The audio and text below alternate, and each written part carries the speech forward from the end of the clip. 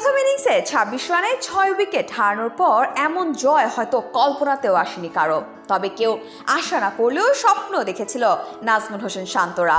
অদম্য ইচ্ছাশক্তি থাকলে যে কোনো কিছুই অসম্ভব নয়, রাওয়ালপিন্ডিতে তা আরও একবার প্রমাণ করল বাংলাদেশ। মাত্র ১৮৪ রানের পুঁজি নিয়েও বাংলাদেশকে আটকানোর পরিকল্পনা ছিল পাকিস্তানের। স্বাগতিক দলের কোচ জেসন গিলেস্পি বলেছিলেন শেষ বল পর্যন্ত চেষ্টা চালিয়ে যাবেন তারা। সেই পরিকল্পনা বাস্তবায়নে মরণপণ লড়াইও করে পাকিস্তানের বোলাররা। তবে বাংলাদেশি ব্যাটারদের দৃঢ়তায় ভেস্তে গেল স্বাগতিকদের সেই পরিকল্পনা। রাওয়ালপিন্ডির দ্বিতীয় টেস্টে পাকিস্তানকে ৬ উইকেটে হারিয়ে ইতিহাস গড়ল বাংলাদেশ। এতে প্রথমবারের মতো পাকিস্তানকে হোয়াইট ওয়াশের লজ্জায় ডোবালো টাইগাররা।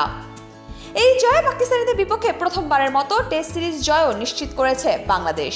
এর আগে প্রথম টেস্টে স্বাগতিকদের ১০ উইকেটের বিশাল ব্যবধানে হারিয়েছিল নাজমুল হোসেন শান্তর দল। সদ্য সমাপ্ত সিরিজের আগে পাকিস্তানের বিপক্ষে আরও ৬টি সিরিজ খেলেছিল বাংলাদেশ। এর মধ্যে সিরিজ তো দূরের কথা, একটি ম্যাচও জেতেনি বাংলাদেশিরা। এসব সিরিজের আওতায় ১৩টি ম্যাচ খেলে কেবল একটিতে ড্র, বাকি ১২টিতেই হেরেছিল বাংলাদেশ। আজ রাওয়ালপিন্ডি টেস্টে পঞ্চম ও শেষ দিনে বিনা উইকেটে ৪২ রান নিয়ে খেলা শুরু করে বাংলাদেশ। তখন জয়ের জন্য দরকার ছিল ১৪৩ রান।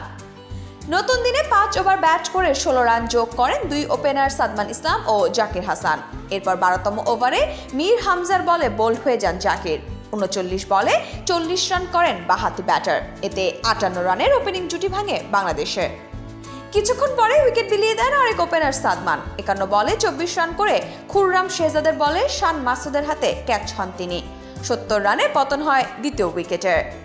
মোমিনুল হকের সঙ্গে ৫২ রানের জুটি করে মধ্যাহ্ন বিরতিতে যান নাজমুল হোসেন শান্ত। কিন্তু বিরতি থেকে এসেই পাকিস্তান স্পিনার সালমান আলী আগার বলে আবদুল্লাহ শফিকের হাতে ক্যাচ হন বাঁহাতি এই ব্যাটার। ৮২ বলে ৩৮ রান করে ফেরত যান বাংলাদেশ অধিনায়ক। দলীয় ১৫৩ রানের মাথায় মিড অনের ওপর দিয়ে মারতে গিয়ে বিপদ ডেকে আনেন মুমিনুল। আবরার আহমেদের বলে মিড অনে থাকা ফিল্ডার সাইম আইয়ুবের কাছে ক্যাচ হন বাঁহাতি এই ব্যাটার। ৭১ বলে ৩৪ রান করে সাজ করে ফেরত যান তিনি। তখন বাংলাদেশের প্রয়োজন ছিল মাত্র ৩০ রানের। বাকি ৩০ রান বেশ ভালোভাবেই কুড়িয়ে নিয়েছেন সাকিব আল হাসান ও মুশফিকুর রহিম। মুশফিক ২২ আর সাকিব ২১ রানে অপরাজিত থেকে বিজয়ীর বেশে রাওয়ালপিন্ডির মাঠ ছাড়েন। এর আগে হাসান মাহমুদ ও নাহিদ রানার তাণ্ডবে গতকাল দ্বিতীয় ইনিংসে ১৭২ রানে অল আউট হয় পাকিস্তান। এতে বাংলাদেশ লক্ষ্য পায় ১৮৫ রানের।